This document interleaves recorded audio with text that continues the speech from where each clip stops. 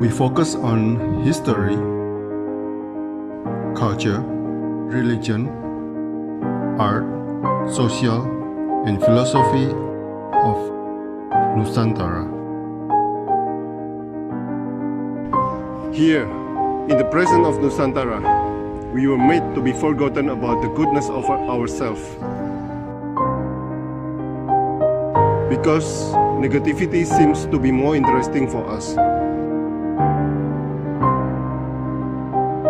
Now, I'm Sutoyo Raharto and friends assist you to remind you, to awaken you that we still can find the gems of Nusantara. They are the great sights of Nusantara.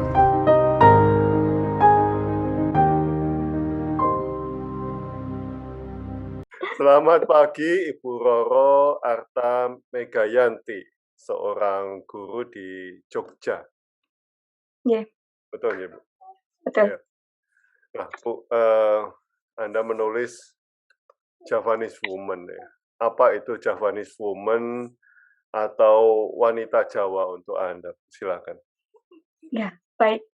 Mungkin tulisan itu ditemukan ketika di Instagram nih Pak nggih. Ya. Ya.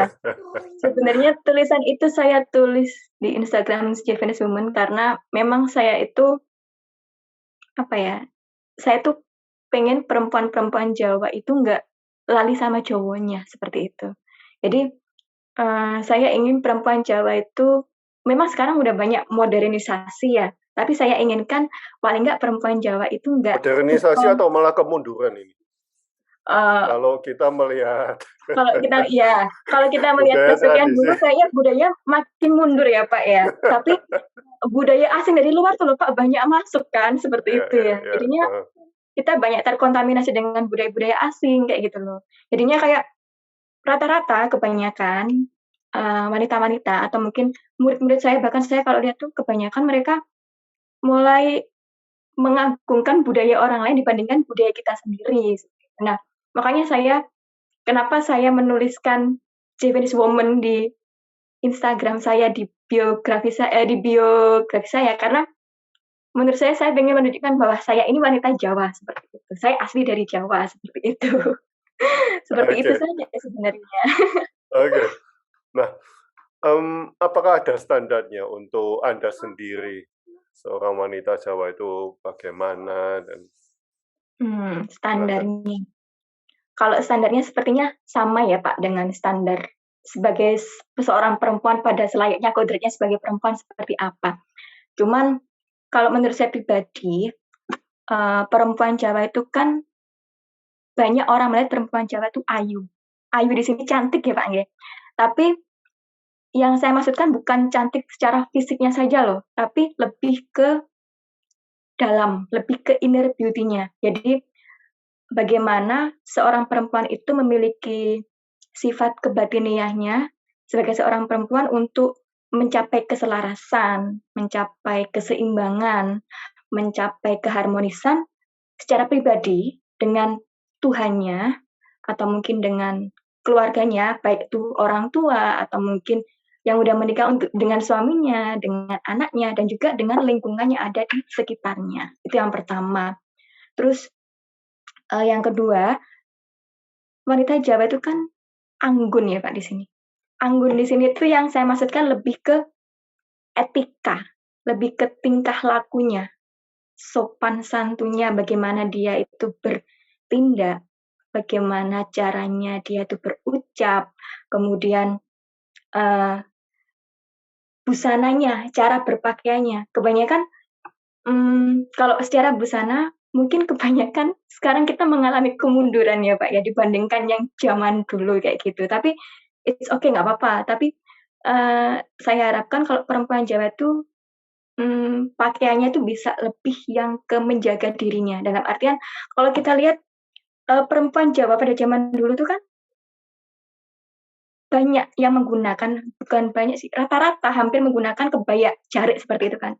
Nah, itu menurut saya filosofisnya tuh kalau kita jabarkan tuh kan banyak sekali Pak, tapi menurut saya kalau perempuan Jawa pakai jari itu kan sebenarnya filosofisnya agar dia bisa lebih menjaga pergerakannya dalam artian menjadi perempuan itu kalau kita jalan pakai jari kan nggak boleh gerusa-gerusu, harus ya pelan-pelan, nggak boleh pecicilan istilahnya. Kemudian, jari itu kan untuk menjaga kita biar kita tuh rapet dalam artian menjaga kesucian kita, menjaga diri kita, seperti itu. Nah, anggun di sini yang saya maksudkan tuh dari segi etika, sopan santun, tata krama, serta cara berbusananya, seperti itu. Terus, yang ketiga mungkin perempuan Jawa itu memiliki sifat yang legowo, Kak, ya. Legowo itu kayak, ya ikhlas, sabar, fair. Jadi kalau memang dia salah, ya udah ngaku salah kayak gitu. Kalau memang dia benar, ya memang dia benar kayak gitu. Jadi kayak legowo mau nerima apa adanya, seperti itu. Kemudian juga, sederhana. Kalau saya lihat perempuan Jawa itu rata-rata kebanyakan ini, mereka memiliki sifat dan cara bertindak yang sederhana. Jadi nggak macem-macem, nggak neko-neko seperti itu. Terus juga, telaten mungkin ya, telaten, kemudian cekatan, nggak gusa-gusu tadi, pokoknya alon-alon yang penting kelakon, kayak gitu. Terus juga ini ya, satu lagi, wanita Jawa itu kan sungkanan ya, Pak, nih. Sungkanan tuh kayak, apa ya, mungkin lebih kayak menahan malu dalam artian, jadi perempuan itu kan memang harus jipak-jipak merpati ya, Pak, nih. Ya nggak ya? Iya. Jadi sungkanan seperti itu loh wanita Jawa itu. Yang poin utamanya, perempuan Jawa itu paling tidak dia itu masih tetap mempertahankan, adat, mempertahankan budaya, apa yang udah ada dari dulu sejak nenek moyang kita tuh tetap mereka jaga dan tetap mereka lestarikan. Nah, itu sih kalau menurut pandangan saya wanita Jawa standarnya seperti apa. Tapi kembali lagi tergantung masing-masing orang, masing-masing pribadi, ngoten.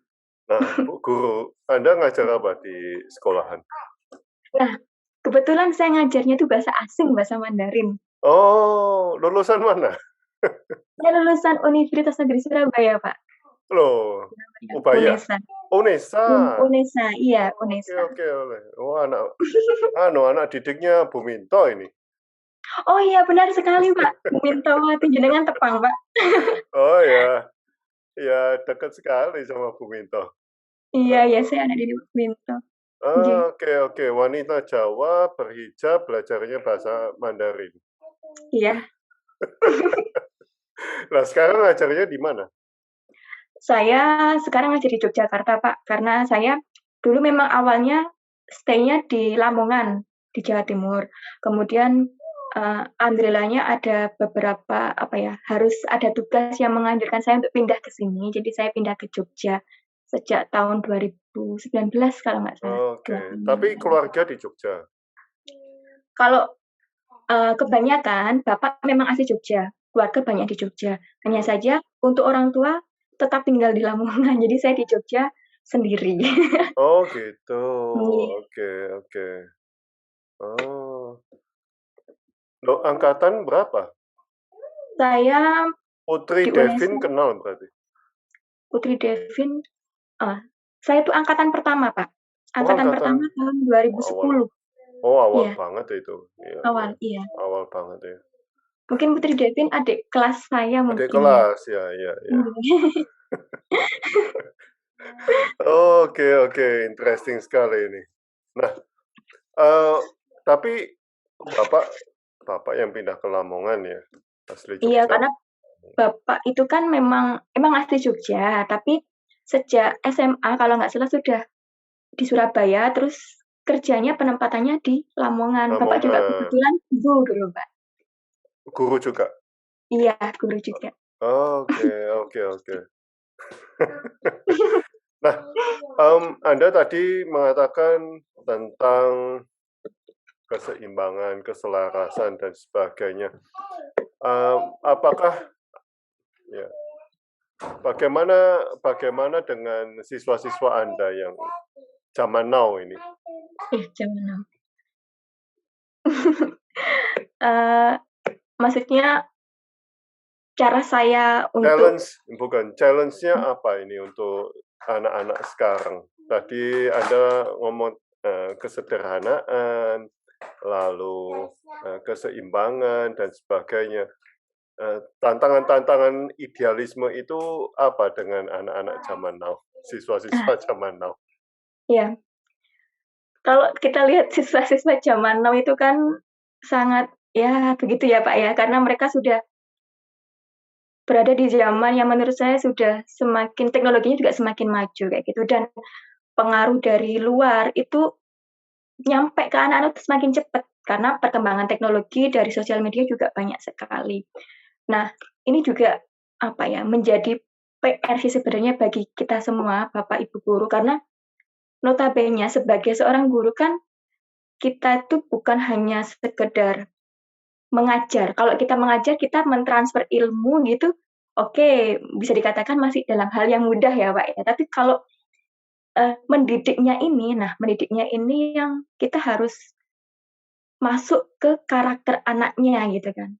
Nah, masuk ke karakter anaknya ini yang menurut saya kita harus, apa ya, pelan-pelan dan tapi juga kita tetap harus awas kepada mereka. Nah, saya lebih menyikap saya nggak idealisme sih, saya nggak harus menganjurkan siswi-siswi saya, perempuan-perempuan yang siswinya harus jadi wanita Jawa yang seperti ini, enggak. Itu semua kembali lagi ke mereka semua. Cuman di sini saya selalu mengingatkan selayaknya sebagai seorang perempuan, apalagi siswi-siswi saya kan di daerah Jogja ya, Pak, ya. Itu kan paling tidak kita itu nggak lupa dengan Jawanya. Jadi perempuan Jawa yang terlihat anggun itu harus kita jaga. Perempuan Jawa yang terlihat lemah lembut itu juga harus kita terapkan gitu. Kemudian perempuan Jawa yang, selalu terkenal dengan ramahnya, selalu terkenal dengan tata keramanya yang baik, itu harus tetap dipertahankan. Nah itu nggak bisa langsung sih Pak, itu bertahap proses. Jadi kita pendekatannya itu juga ya pelan-pelan seperti itu. Karena anak sekarang itu kalau semakin ditekan, itu malah semakin bentrok sama kita, kayak gitu. Iya, iya, Jadi iya. harus sabar, kayak gitu. Nah, Seperti itu. Bu Guru, Anda dari Lamongan dan pindah ke Jogja. Kalau Nah, melihat siswa-siswa Jawa Timuran dan iya, Mataraman, beda apa? ad beda, Pak, ada bedanya. Jadi pertama kali saya datang ke Jogja, itu kalau di Jawa Timur itu memang, eee, kita kalau berbicara dengan bapak ibu guru tuh, kebanyakan mereka menggunakan bahasa Indonesia ya, dan murid itu beranggapan bahwa guru ini sebagai temannya, best friend-nya kayak gitu. Jadi kayak apalagi kalau bapak ibu gurunya masih muda-muda itu malah dianggap kayak udah kayak temen sendiri kayak gitu kan. Nah di situ kadang masih ada beberapa tidak ada batas antara guru sama teman, dalam artian mereka bebas gitu, meskipun hanya satu 2 3 yang membatasi ada perbedaan antara guru dengan siswa. Cuman kalau di Jogja ini saya lihat, siswi-siswinya, siswa-siswanya itu lebih lebih apa ya, lebih santun dan lebih hormat menurut saya. Jadi semisal, di jalan gitu kalau di Jawa Timur ketemu dengan bapak ibunya kan, "Hei Pak, hei Bu," kayak gitu kan. Nah, kalau di sini di jalan ketemu dengan bapak ibu gurunya tuh mereka kadang malah, kalau kita pas berhenti mereka sempat berhenti, kemudian mereka tuh juga bahkan dulu pernah saya pertama kali di sini tuh mereka langsung salim, kemudian padahal saya tuh belum kenal Pak, siapa ya anak ini? Ya saya tahu murid tapi saya nggak begitu kenal ini siapa, tapi mereka bilang, "Saya muridnya Bu," langsung salim tangan. Jadi kayak saya tuh merasakan, oh seperti ini ya, jadi perbedaannya. Ya mungkin meskipun sama-sama di Jawa, tapi mungkin, adat di Jawa Timur dengan adat di Jawa Tengah atau di Yogyakarta itu sedikit agak berbeda. Dan rata-rata, eee, murid di sini tuh ketika berbicara dengan bapak ibu gurunya itu banyak yang menggunakan bahasa Jawa. Jadi basa Jawa Kromo Oke, Inggil, seperti Komoingil. itu. Nggih. Hmm, oke. Nah, Anda mengajar di sekolah negeri. Iya, di sekolah negeri. Di SMK, Pak, lebih tepatnya. Dulu di SMA, SM. tapi sekarang udah mutasi ke SMK. Oke. Nah, sebagai seorang guru yang mendidik siswa dari berbagai latar belakang, bagaimana Anda mengajar mereka? Apakah Anda masih mempunyai idealisme untuk menjadikan mereka seperti wanita Jawa? Nah, idealisme itu yang saya tanyakan. Ya. Dipertahankan atau dirontokkan atau bagaimana? Silakan. Kalau idealisme, saya masih tetap ingin mempertahankan ya. Jadi dalam artian paling tidak murid-murid saya, siswi-siswi saya itu kalau notabene dia itu sebagai seorang perempuan Jawa, ya jangan sampailah melupakan apa yang sudah dibangun susah payah oleh orang-orang zaman dulu. Apa susahnya sih kita cuman menjaga dan melestarikannya kayak gitu kan. Kadang saya juga lihat di konten-konten Instagram murid-murid saya kan juga mem-follow mereka, mereka juga follow saya gitu kan. Saya mengamati kebanyakan mereka tuh kalau bikin konten-konten tuh sekarang kan mesti banyak kayak TikTok dan sebagainya gitu kan, Kak. Itu mereka menggunakan nggak apa-apa sih mereka joget-joget kayak gitu, cuman saya sarankan saya tuh kadang agak agak ini juga, maksudnya kalau itu memang kurang bermanfaat, buat apa sih kayak gitu loh. Dalam artian mereka menggunakan musik-musik yang kadang musik-musik barat itu ketika mereka ambil itu nggak sesuai dengan karakter mereka, nggak sesuai dengan budaya kita kayak gitu. Dan bahkan ada beberapa yang liriknya itu menurut saya kurang pas, tapi mereka mungkin nggak paham sampai situ. Nah, di sini saya tuh mencoba untuk meracuni mereka, makanya saya di Instagram tuh kadang, saya sering nge-share tentang sejarah, saya sering nge-share tentang budaya, bahkan ketika saya mungkin membuat story di Instagram, saya menggunakan musik-musik Jawa, musik-musik gamelan itu biar mereka tuh timbul rasa, "Oh ternyata musik yang kita miliki itu keren juga loh, nggak kalah dengan yang lainnya," kayak gitu. Jadi kalau, ngomong idealisme, ya saya ingin tetap mempertahankan apa yang dimiliki oleh wanita Jawa itu agar tetap dimiliki oleh murid-murid saya, seperti itu. Masih ingin tetap seperti itu. Nah, Lamongan adalah kota pantura dan Iya, sangat berbeda dengan Yogyakarta. Nah, iya. bagaimana adaptasinya pertama kali? Sulit nggak waktu itu? Kalau adaptasinya itu nggak tahu Pak ya, saya tuh baru berapa bulan di Jogja, waktu itu tuh saya udah merasa kayak nyaman gitu. Karena menurut saya adat di sini itu jauh lebih melekat ke saya ketika saya ada di, eee, Lamongan. Jadi katakanlah contohnya saja seperti ketika saya awal kali tinggal di Jogja, itu ketika saya keluar dari rumah, saya belum kenal nih para tetangga-tetangga di sini. Itu mereka pada nyapa, "Mbak," dengan senyum, dengan nunduk. Saya kan kaget, saya ini nggak kenal dengan beliau-beliau, tapi beliau udah menyapa seperti itu, jadi saya juga senyum kayak gitu. Terus di suatu jalan, di tempat yang saya belum pernah datengin, saya bertemu juga dengan orang yang orang itu nggak saya kenal, tapi orang itu tetap menyapa dan menundukkan kepala dengan senyum. Nah, di situ saya merasakan, ternyata orang Jawa ini meskipun kita nggak kenal, tapi kalau kita ketemu, kita kontak mata dengan beliau-beliau atau dengan mereka-mereka, mereka tuh langsung menunjukkan keramahannya gitu. Nah, mungkin agak berbeda dengan yang di jalur di Pantura, Pak, ya, di kota saya. Mungkin bisa dibilang mungkin karena di Jawa Timur tuh bisa dibilang orangnya, apa ya, memang budayanya seperti itu, jadi nggak seramah orang-orang di sini, dalam artian mereka lebih bersifat kayak, ya udah, hidupmu hidupmu, hidupku hidupku, kayak gitu kan. Jadinya di sini saya nggak merasa kesulitan sih kalau untuk beradaptasi, saya lebih lebih nyaman di sini kayak gitu. Oke, Dan ini juga ada pertanyaan dari Pak Suyena. Yang diceritakan perempuan Jawa asal daerah dan lapisan sosial pekerjaan perantauan keturunan bisa beda kah? sebentar. Lalu nama Mandarinya apa ini? Dari Oh, mana? ini Artinya apa? iya, Sesuai dengan perempuan Jawa juga kah? Silakan dijawab. maaf, baik, saya jawab satu persatu dulu, Pak, ya. Ini tadi saya belum rename nama ya, sepertinya saya jadi Oke, kemarin-kemarin saya memang habis ada, webinar dengan beberapa teman pengajar guru bahasa Mandarin. Dan nama Mandarin saya tuh Sui Yajiao. Sui Yajiao itu artinya perempuan. Ini yang memberikan nama dulu lause saya. Jadi kalau dalam bahasa Mandarin, guru itu artinya lause. Lause saya di universitas yang memberikan nama saya dari Zhongguo, dari Cina. Itu artinya hampir sama dengan nama saya sih. Perempuan yang, apa ya, bisa dikatakan kalau diartikan dalam itu perempuan yang berkarisma seperti itu. Sui Yajiao nama saya. Itu sebenarnya yang memberikan nama lause saya, guru saya. Oh, nanti bisa kontak Pak Suyena ini. Pak Suyena penerjemah kamus Mandarin ya. Wow. Saya nanti.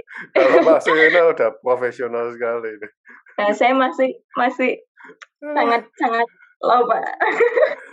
Karena saya sebenarnya dulu tuh agak vakum mengajar bahasa Mandarin selama berapa tahun ya. Ada 2 tahunan saya vakum mengajar bahasa Mandarin.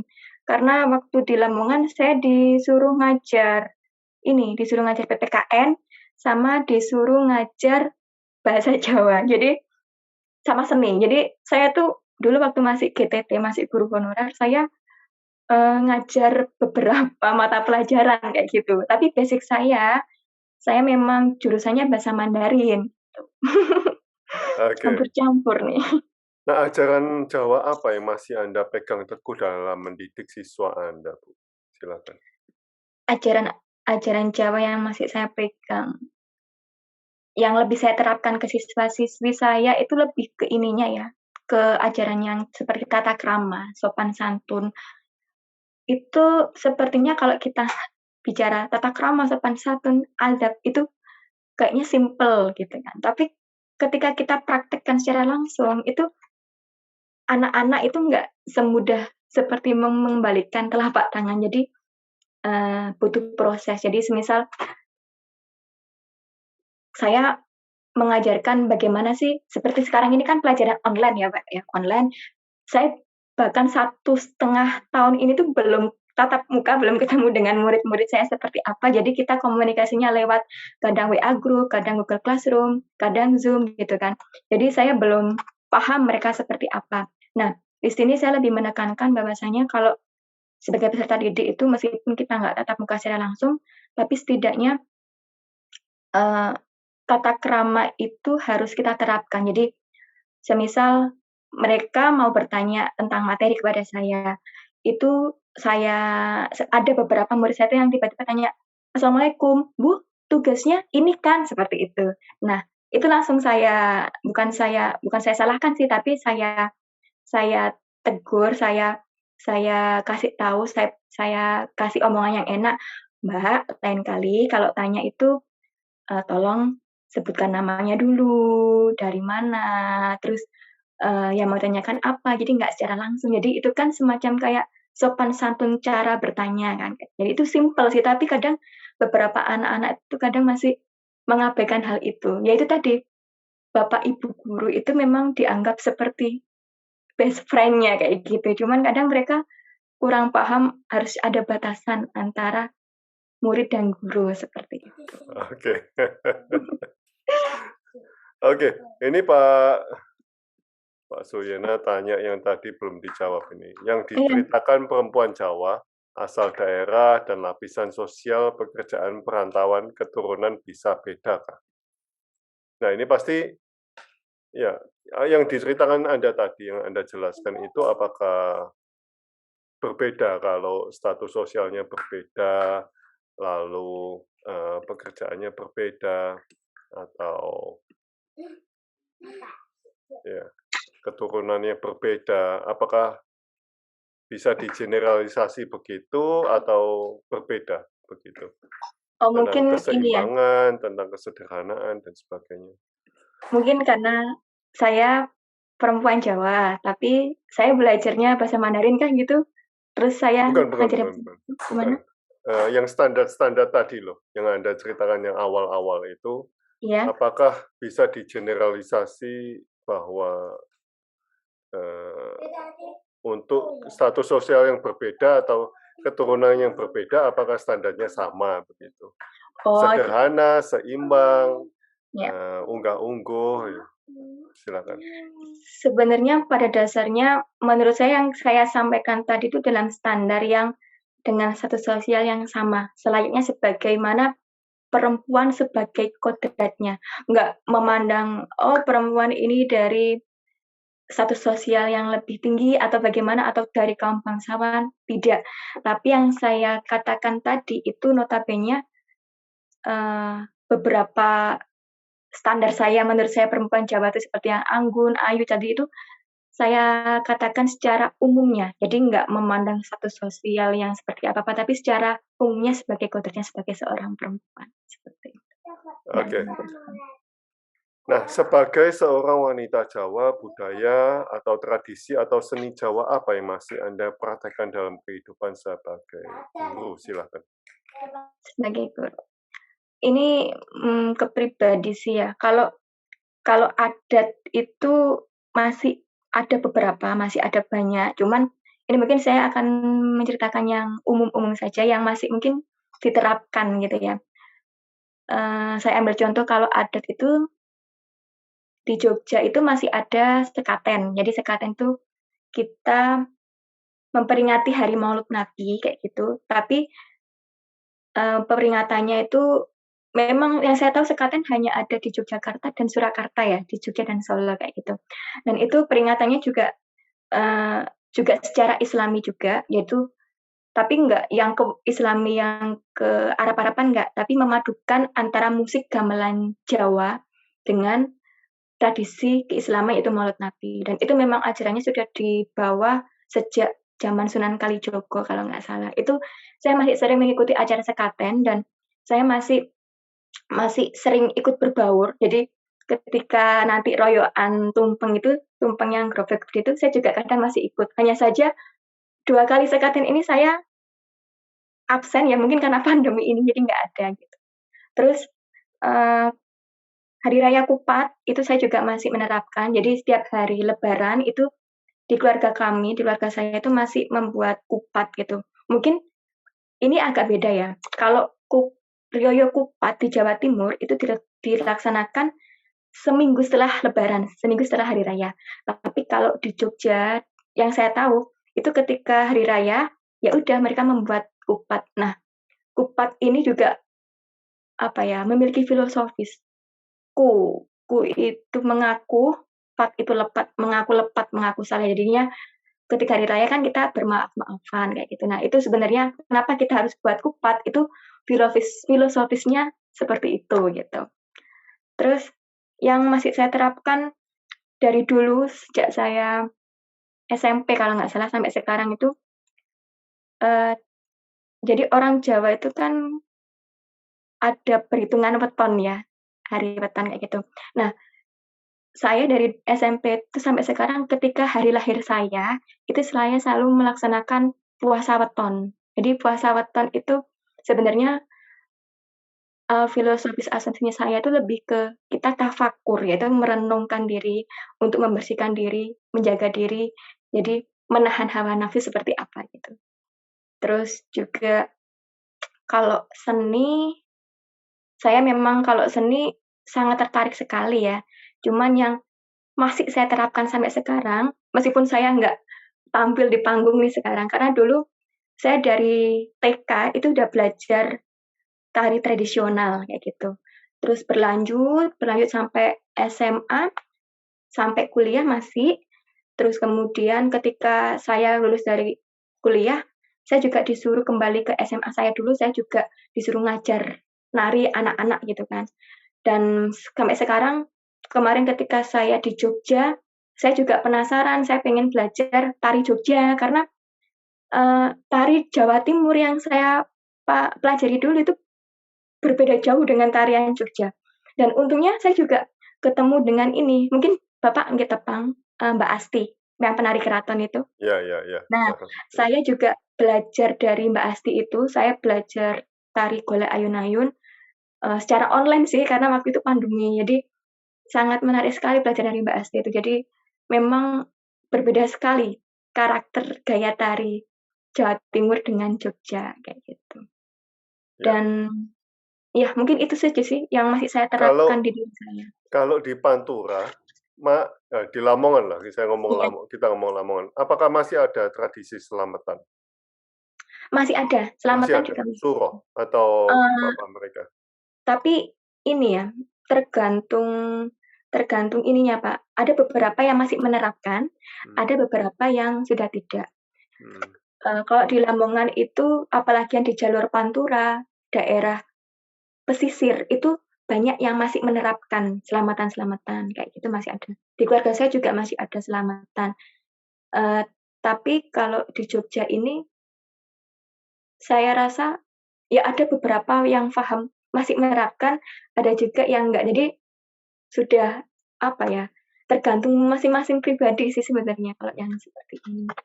Kalau di Pantura, kalau di Lamongan ya, apakah masih semuanya menerapkan? Atau paling tidak ada, Lamongan kan kebanyakan nelayan ya? Iya, yang di pesisir Garam, pesisir kebanyakan nelayan, ada yang pedagang juga, Pak. Karena pedagang, oke. ya, saya kan di Lamongan di Babat. Jadi Babat itu dia poros persimpangan ke Tuban, ke Bojonegoro, sama ke Jombang. Jadi kebanyakan di sana tuh Wingko Babat. pedagang kayak gitu. Iya, Babat. Kalau di Babat itu sekitar saya, kalau saya rasa itu karena ada beberapa paham ya, Pak. Ada yang mungkin paham yang menganjurkan ada selamatan, ya mereka masih menerapkan. Ini saya nggak menyebutkan karena nanti takut sensitif. Tapi ada beberapa juga yang masih menerapkan hal seperti itu. Tapi kalau di lingkungan saya, itu kalau saya kayaknya seimbang sih, Pak. Beberapa masih ada yang menerapkan, beberapa ada yang tidak menerapkan. Karena hal-hal seperti ini kan memang sensitif ya menurut masing-masing orang kayak gitu. Tapi kebanyakan kalau di Lamongan masih banyak yang menerapkan. Nelayan banyak di Lamongan. Banyak. Kalau jalur Pantura. Masih ada ini acara. Larung. Iya, ada. Masih ada, larung gitu juga masih ada. Jadi Berarti bahkan masih bukan, banyak sekali. iya, bahkan ini kan petani-petani juga, Pak. Petani-petani itu masih juga nyadran. Namanya nyadran ya kalau di sana. Nyadran larung hasil sedekah bumi ke laut gitu. Itu juga masih terapkan. Masih ada. Masih Setiap ada. tahun berarti. Nah,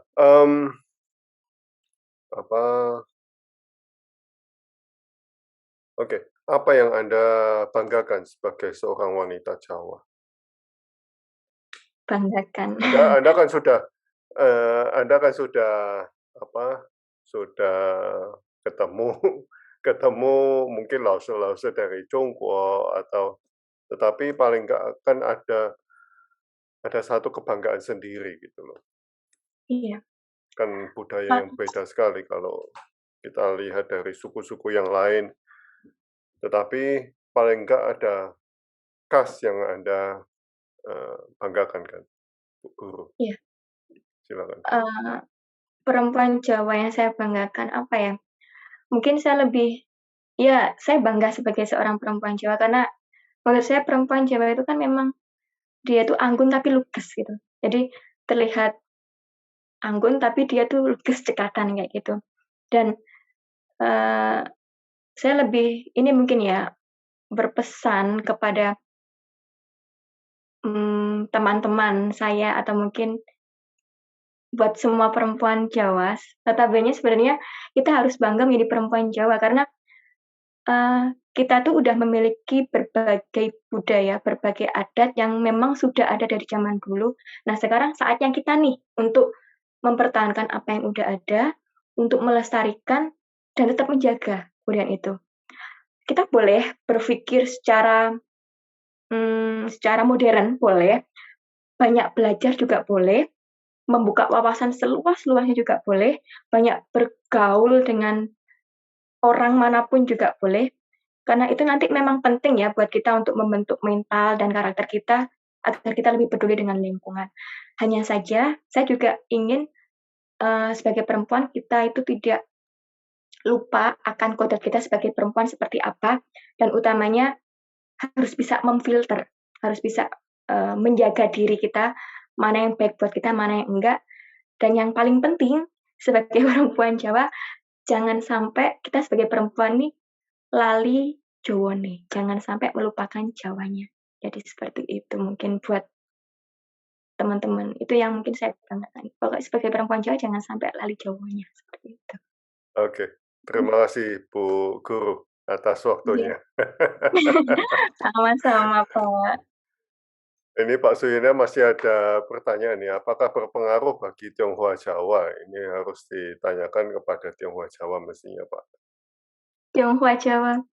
Ya ini saya Tionghoa Jawa nanti waktu kita ngobrol dengan orang Lasem, Pak, lebih iya, jelas. Bang. Oke, terima kasih Bu Arta atas waktunya. Iya, sama-sama, Pak. Terima kasih kembali. Ketemu di Lamongan atau di Jogja ini? Iya, kapan-kapan bisa ketemu, Pak. Ya, atau Monggo. di Unesa sama Bu Minto. Iya, salam buat Bu Minto kalau ketemu Bu Minto, Pak. Makasih. Ye, monggo. Mari.